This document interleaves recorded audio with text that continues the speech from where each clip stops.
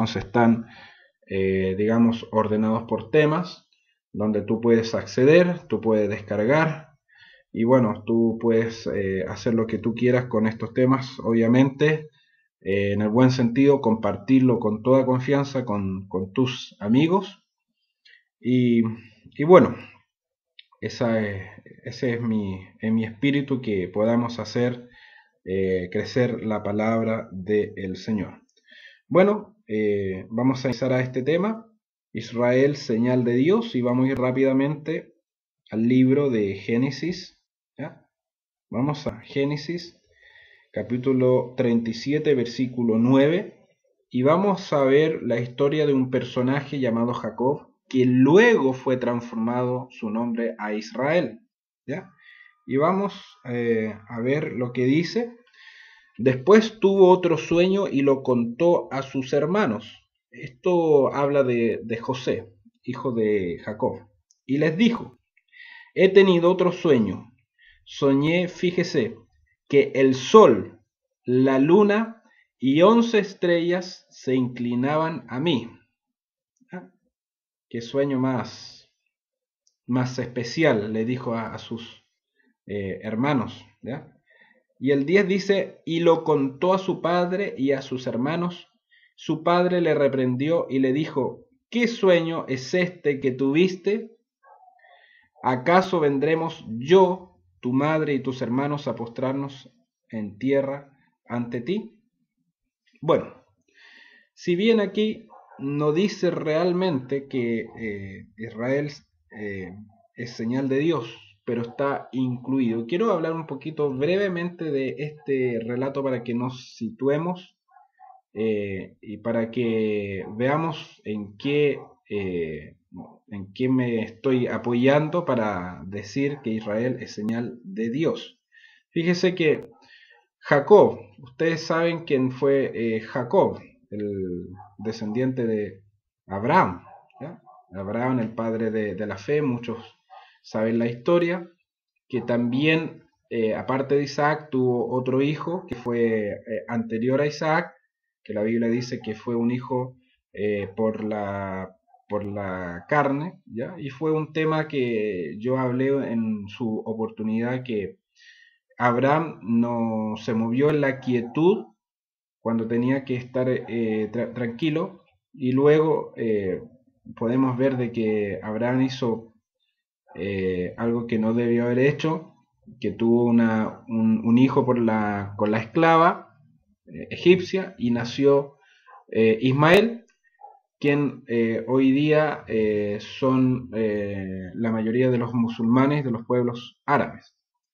Pero el descendiente de Abraham, estamos hablando de Isaac y de Jacob, todos saben ya, o muchos saben la historia de Jacob, cómo huyó de su hermano Esaú, que lo quería matar por un tema que le vendió Esaú la primogenitura a él.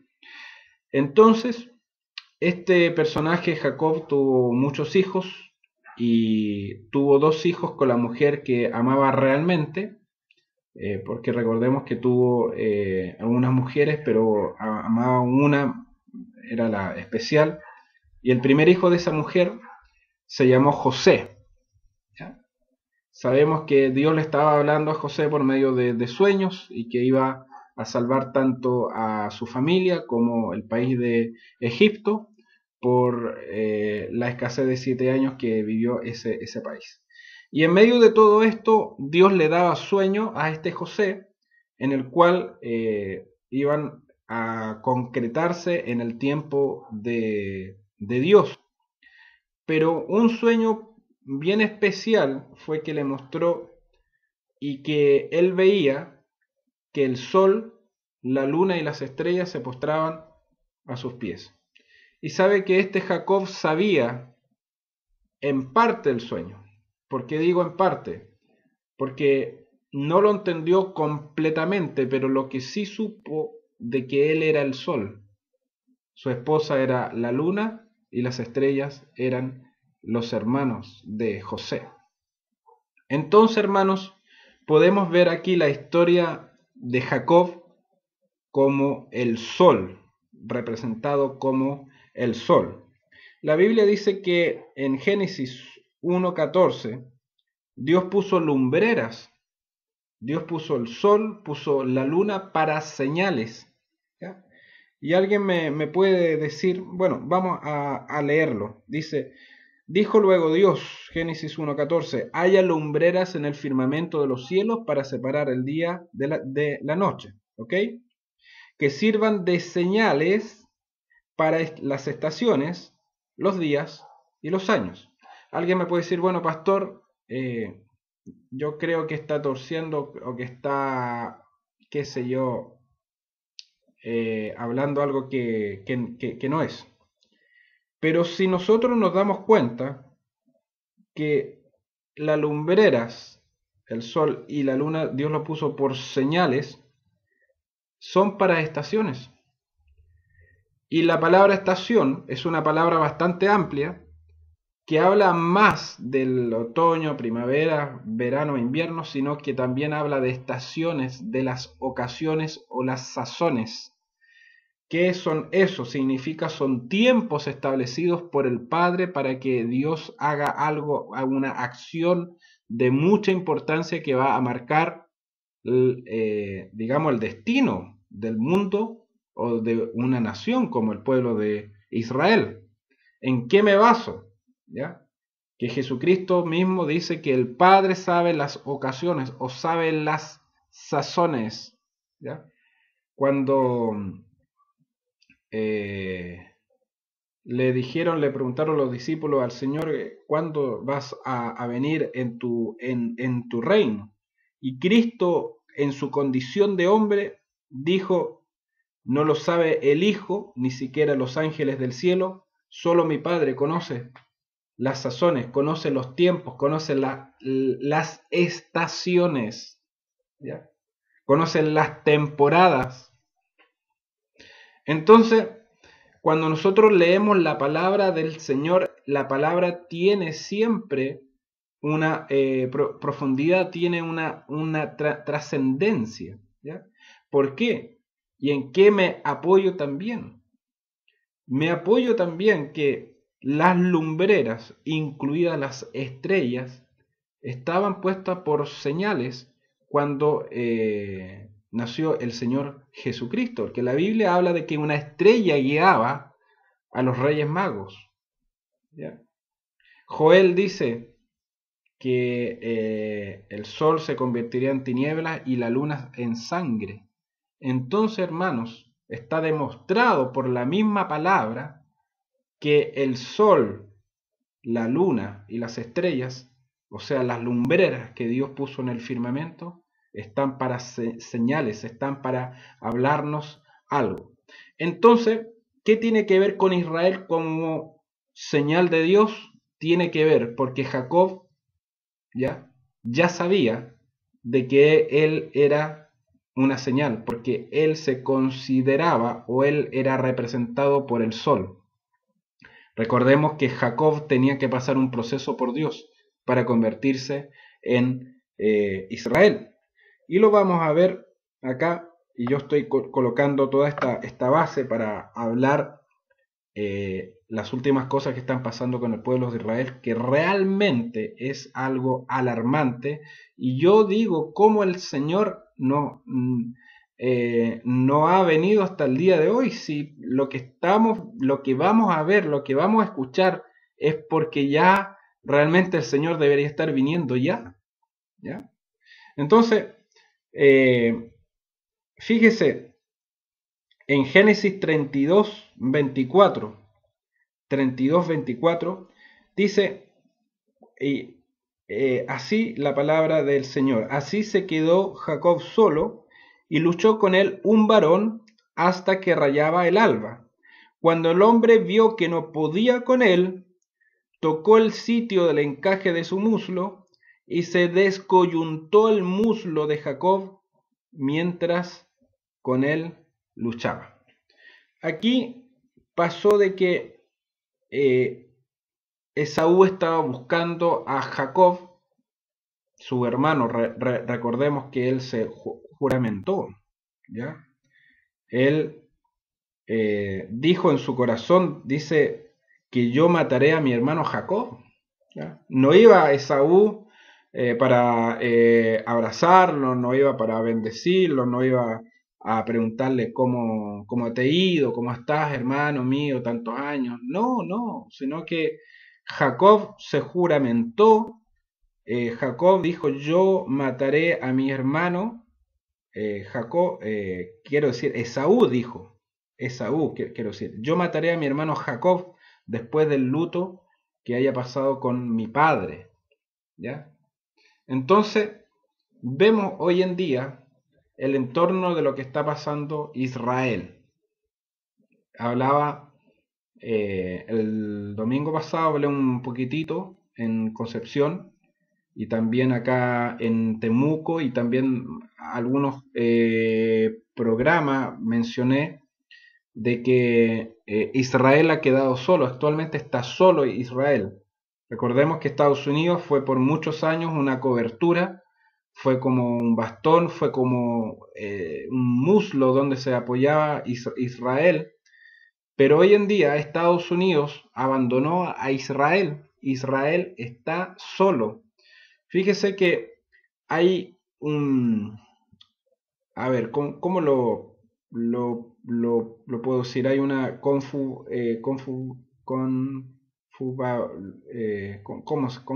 puede decir la palabra si me disculpan? Hay una reunión ya de países que se llama el bloque 5+1, en el cual, si bien está Estados Unidos, pero está con algunos enemigos de Israel, que son Irán, está también China, que sabemos que es una potencia económica, está mejor que Estados Unidos, está Rusia, que va a ser un enemigo postrero de Israel también, está Alemania, hay algunos países, digamos que se me olvidan, pero es un grupo, ¿ya? Es una asociación de países en el cual hay países que han abandonado Israel y hay países en el mismo grupo que están contra Israel. Imagínense que Irán dijo que vamos a desaparecer a Israel del mapa. ¿Ya? Entonces, lo que está pasando ahora con Israel es que le descoyuntaron el muslo. Fíjese. Dice el 25, cuando Jacob quedó solo, y está muy claro en Génesis 32-24, así quedó Jacob solo, y no quedó tan solo así, sino que dice que luchó con él un varón. ¿Ya? Cuando el hombre vio que no podía con él, tocó el sitio del encaje del muro.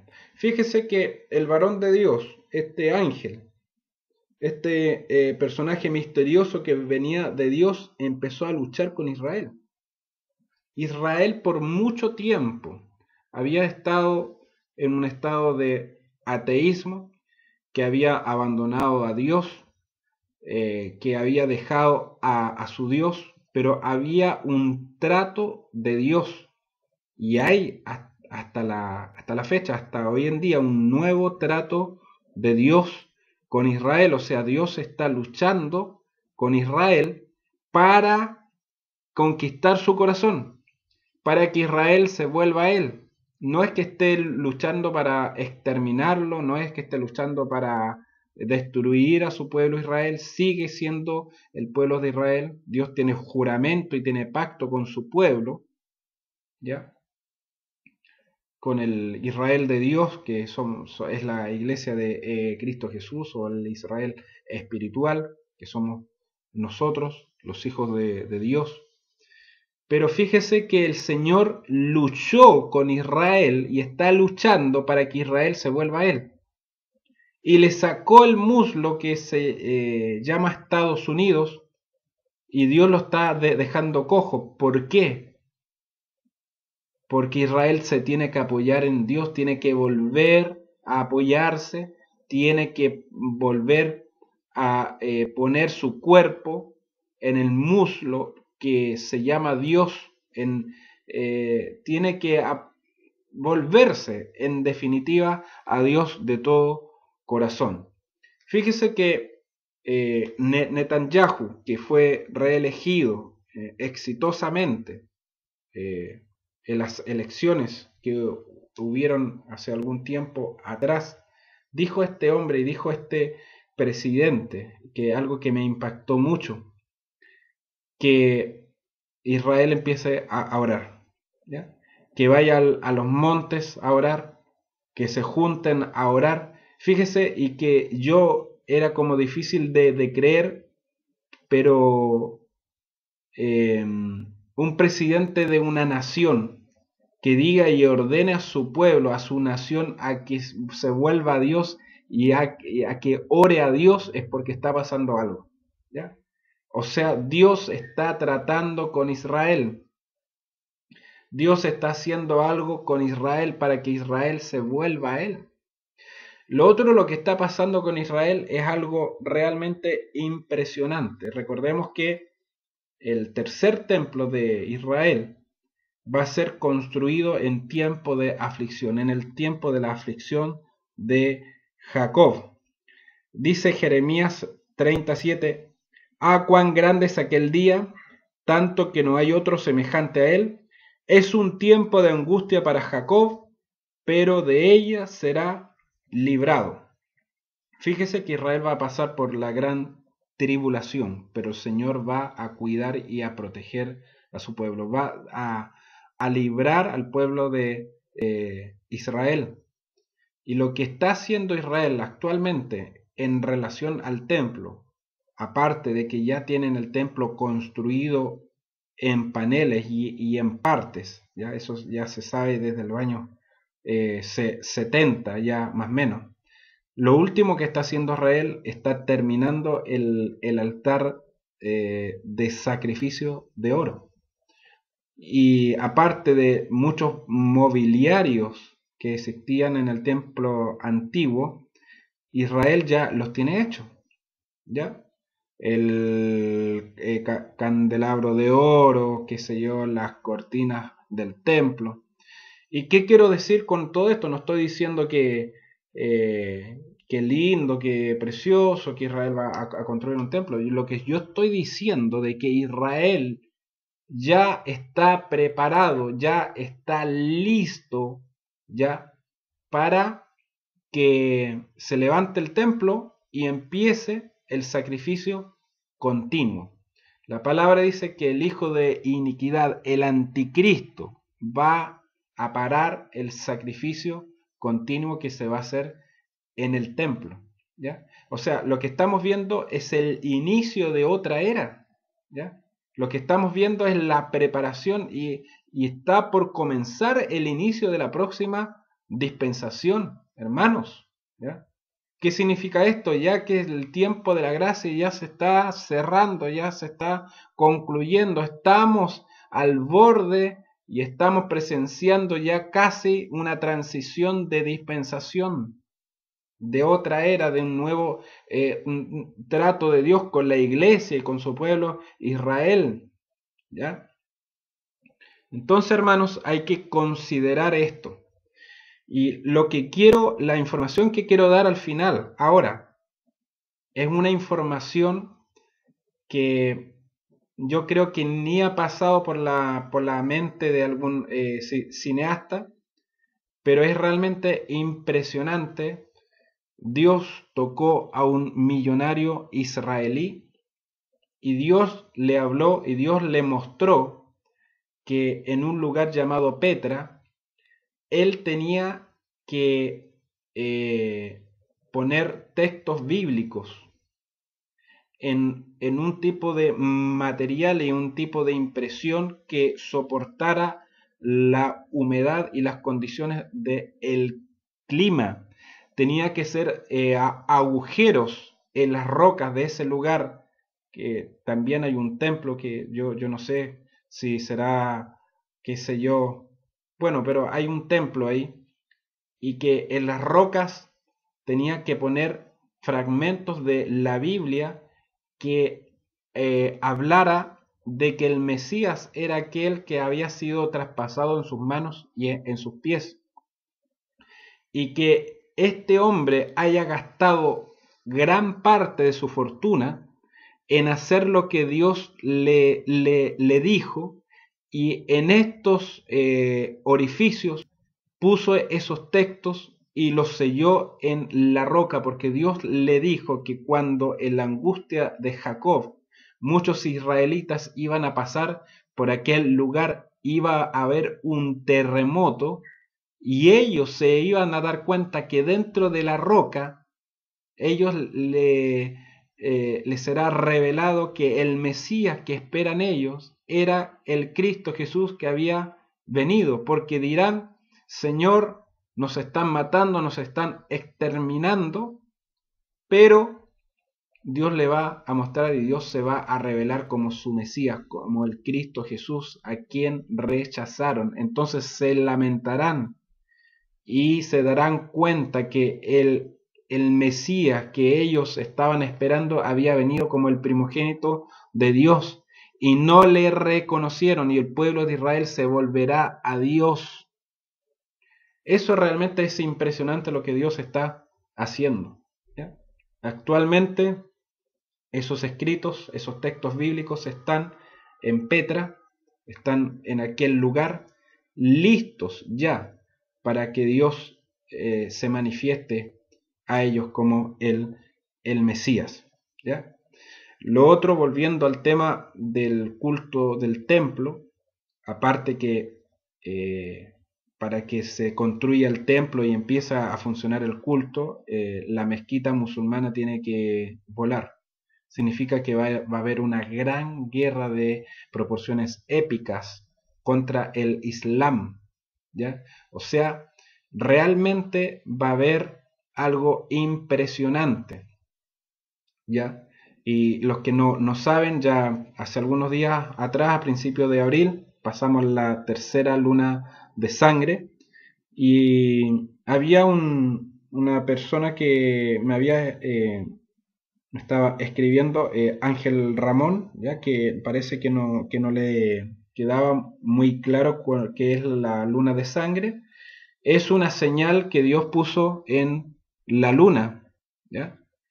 Que tiene que ver con el libro de Joel, en el cual eran lunas de sangre o sea, no es que sea literal sangre, sino que se iba a teñir de rojo, ¿ya? En fiestas judías bien definidas, fechas bien marcadas en el año 2014 y en este año 2015. Queda la última luna roja, que se va a hacer en septiembre, octubre de este año, pero lo que sí podemos ver que con cada manifestación de las lunas rojas está pasando algo con Israel, ¿ya? Israel en estos momentos se está volviendo a Dios, está empezando a buscar a Dios, porque viene y sabe que viene un tiempo de aflicción, ¿ya? Que se va a llamar el tiempo de aflicción de Jacob, en el cual Dios va a transformar, porque Israel en este momento ha vuelto a ser Jacob, ¿ya? Que no ha querido ser tratado, no ha querido ser procesado por Dios, pero Dios va a tratar nuevamente con su pueblo y lo va a convertir nuevamente en el Israel que fue en su momento, ¿ya? Así que quiero decir lo último, ¿ya? Israel llegó y pudo restaurar una raza de becerro. Estamos hablando de un toro, de una raza de un toro rojo, con el cual se hacía sacrificio, ¿ya? Israel en estos momentos, aparte de que ya tiene listo